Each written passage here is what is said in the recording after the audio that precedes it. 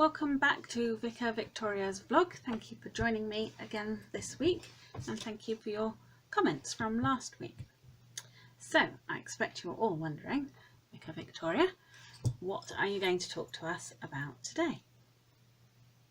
Well, today I'm going to talk to you about death.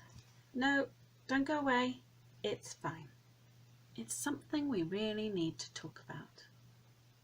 If there's one certainty in life, it's death.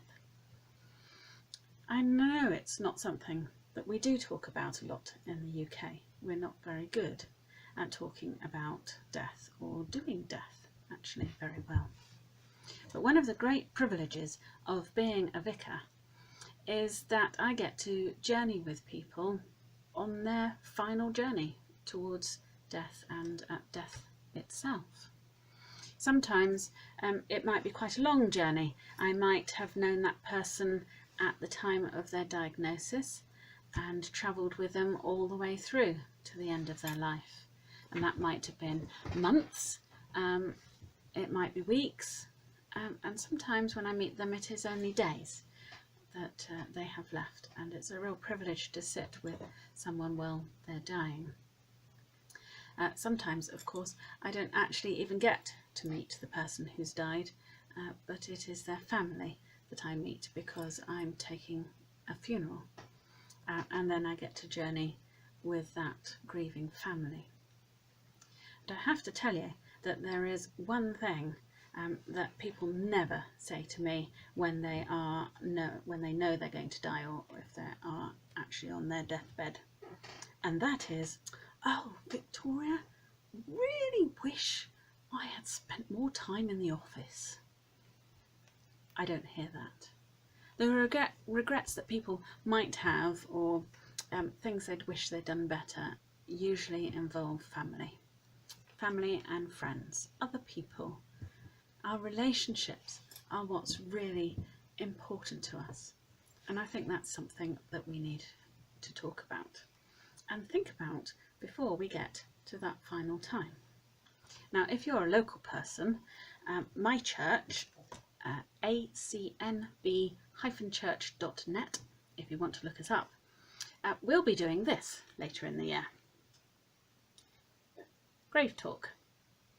We'll be talking a bit about dying and about funerals, and actually it can be quite fun and liberating, honest. And the other thing that people will say to me, whether it's the person who's dying or whether it's a grieving family, is that they really hope there is something after death.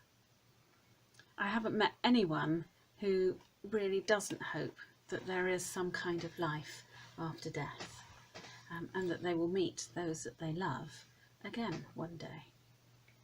And throughout the Bible, in the Old Testament, God says, "I knew you before you were born. I formed you in the womb.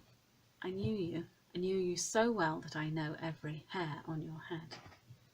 And in the New Testament, Jesus says, "I go to prepare a place for you." This is at the time of his death, just before he knows he's going to die. And he says, "I'm going, but when I go, I prepare a place for you. And there you and I will be one day." And he says that to his disciples and to everyone. So there's a real hope of something more that we don't understand and science doesn't understand yet. But there's a real Christian hope that one day we will be with others that we have loved and who have died. And there's a whole debate about who gets there and who doesn't. Who knows? Big debate, that one. Maybe we'll have that another time. Well, I'm going to pop off now, but only to work, not to anything else. So I'll see you next week. Maybe we'll be a bit more cheery. I don't know. Let's see. Bye.